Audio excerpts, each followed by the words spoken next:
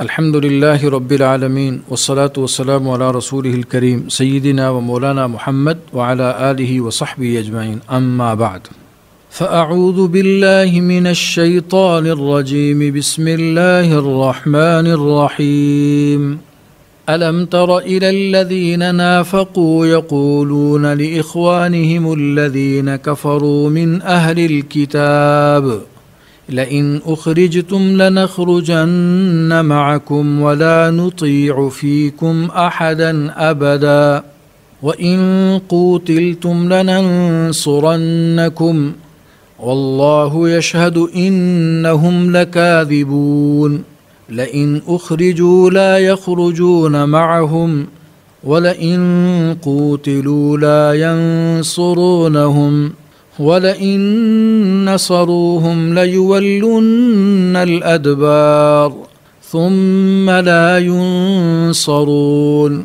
لأنتم أشد رهبة في صدورهم من الله ذلك بأنهم قوم لا يفقهون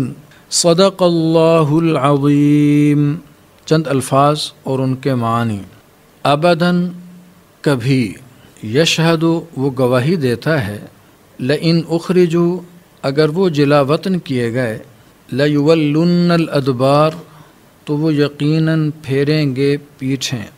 لا ینصرون وہ مدد نہیں کیے جائیں گے۔ ان آیات مبارکہ کا ترجمہ۔ کیا تم نے ان کو نہیں دیکھا جنہوں نے منافقت سے کام لیا کہ وہ اپنے ان بھائیوں سے جو کافر اہل کتاب میں سے ہیں یہ کہتے ہیں کہ اگر تمہیں نکالا گیا تو ہم بھی تمہارے ساتھ نکلیں گے اور تمہارے بارے میں کبھی کسی اور کا کہنا نہیں مانیں گے، اور اگر تم سے جنگ کی گئی تو ہم تمہاری مدد کریں گے،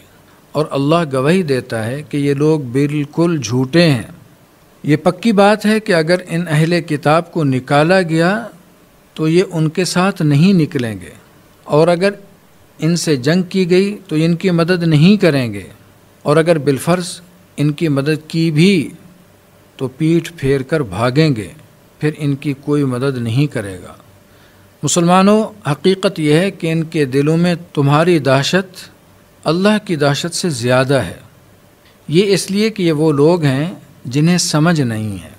سامعین کرام، ابھی ہم نے سورہ حشر کی آیت نمبر 11 تا 13 کی تلاوت سنی اور ان آیات مبارکہ کا ترجمہ سنا۔ چونکہ شروع صورت میں یہ عرض کیا تھا کہ اس صورت کو سورہ بنی نذیر بھی کہا گیا ہے، کیونکہ اس میں یہودیوں کے اس قبیلے یعنی بنی نذیر کی کئی باتیں آئی ہیں۔ ان کی یعنی ان اہل کتاب کی، ان یہود کی مدینہ منورہ کے منافقین سے بھی دوستی تھی، خصوصاً رئیس المنافقین عبداللہ بن ابی سے۔ اور جب ان بنو نذیر نے نبی کریم صلی اللہ علیہ وسلم کے خلاف سازش کی، آپ کو شہید کرنے کی کوشش کی، اور اللہ تعالیٰ جل شانہ نے ان کا راز افشا فرما دیا اور اپنے پیغمبر صلی اللہ علیہ وسلم کی حفاظت فرمائی، تو حضور اکرم صلی اللہ علیہ وسلم نے ان کے جلا وطن کرنے کا فیصلہ فرمایا تھا۔ تو اس موقع پر بھی منافقین نے منافقت سے کام لیا، بظاہر کلمہ بھی پڑھتے تھے، حضور اکرم صلی اللہ علیہ وسلم کا دم بھرتے تھے، آپ کی خدمت میں بھی آتے تھے، لیکن پیٹھ پیچھے ان یہودیوں سے جن سے انہوں نے دوستی لگا رکھی تھی ان سے جا کے یہ کہتے تھے کہ تم نے یہاں سے نکلنا نہیں ہے،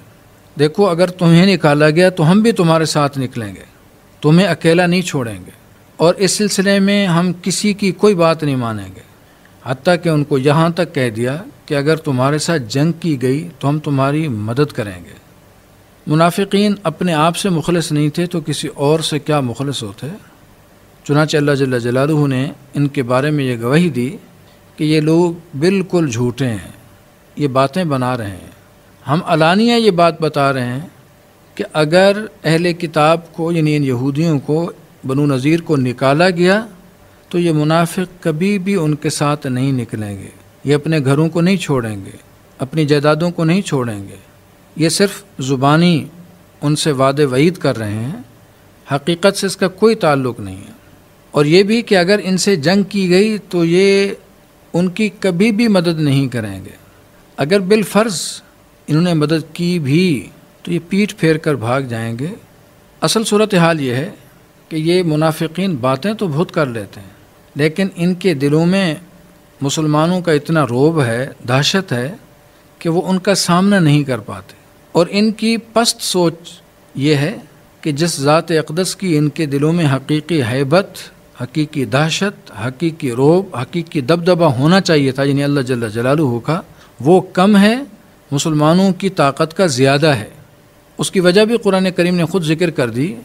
کہ یہ وہ لوگ ہیں جنہیں سمجھ نہیں ہے، یعنی یہ اس حقیقت کو سمجھ نہیں رہے کہ پوری قوت اور طاقت کا سرچشمہ تو صرف اللہ تعالیٰ جل شانہ کی ذات اقدس ہے۔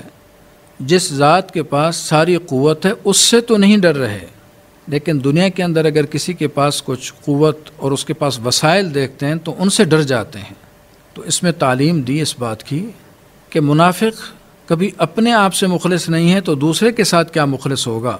اور اس کے دل میں اللہ تعالیٰ جل شانہ کی عظمت و ہیبت نہیں ہے